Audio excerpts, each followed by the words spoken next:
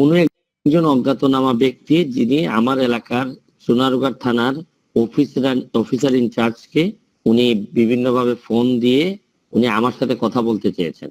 পরে ওসি সাহেব জিজ্ঞেস করছে যে কেন কথা বলবেন, তখন একটা মেসেজ দিয়েছে ওসি সাহেবকে জানায় যে আমাকে একটা হত্যার পরিকল্পনা হয়েছে, কন্ট্রাক্ট কিলিং। তো সে আমার নাম শোনার পরে কিলিং গ্রুপ থেকে সে সরে গেছে। তখন ওসি সাহেব আমার বাসায় এসে আমার সাথে কথা বলাই দেন ওই অজ্ঞাতনামা ব্যক্তির, তার একটা ফোন নাম্বারও আছে।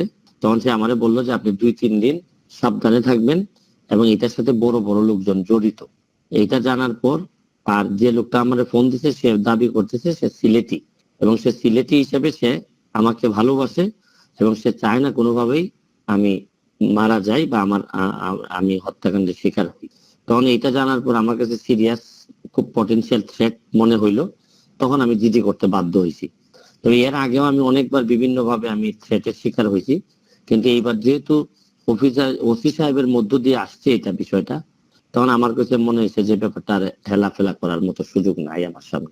আমার যে ব্যক্তি সে তাকেও আইডেন্টিফাই করে নাই, সে শুধু আমাকে বলছে যে কিলিং গ্রুপটা অ্যাক্টিভ, তারা অলরেডি বের হয়ে পড়ছে এবং তাদেরকে কন্ট্রাক্ট কিলিং এর দায়িত্ব দেওয়া হয়েছে, উপর থেকে কেউ না কেউ দায়িত্ব দিয়েছে। আর আরেকটা বিষয় হচ্ছে বাই দা ওয়ে, কিন্তু আমি ওইভাবে তো চিন্তা করি নাই কখনোই, এই জন্যই আমি আসলে বেশি কনসার্ন। কিছুদিন আগে আমাদের আরেকজন মাননীয় এমপি দাবি করা হচ্ছে, মানে অভিযোগ আছে যে উনি হত্যাকাণ্ডের শিকার হয়েছেন আনার ঝিনাইদহ। তো উনি হওয়ার পর তো বিষয়টা তো আসলে আমাদের সবার জন্য, সব এমপিদের জন্য একটা অ্যালার্মিং। তো এই গ্রাউন্ডে যখন এরকম একটা জিনিস আসে তখন আমার জন্য তো বিষয়টা খুব কনসার্ন হওয়ার মতো। আমি তো আসলে অনেকগুলা দুর্নীতি বিরোধী কাজের সাথে আমি জড়িত। কারো কারো বিরুদ্ধে ব্যক্তিগতভাবেও আমি মামলা করেছি, কারো কারো বিরুদ্ধে আমি সংসদে কথা বলেছি, আমি মাননীয় প্রধানমন্ত্রীর সামনে কথা বলেছি, স্পিকারের সামনে কথা বলেছি। তো আসলে এগুলা তো এখন আইডেন্টিফাই করা আমার জন্য ডিফিকাল্ট। এটা আসলে একমাত্র পুলিশই আইডেন্টিফাই করতে পারে বা অন্যান্য এনফোর্সিং এজেন্সি যারা, তারাই বলবে যে আসলে আমার থ্রেটটা কতটুকু।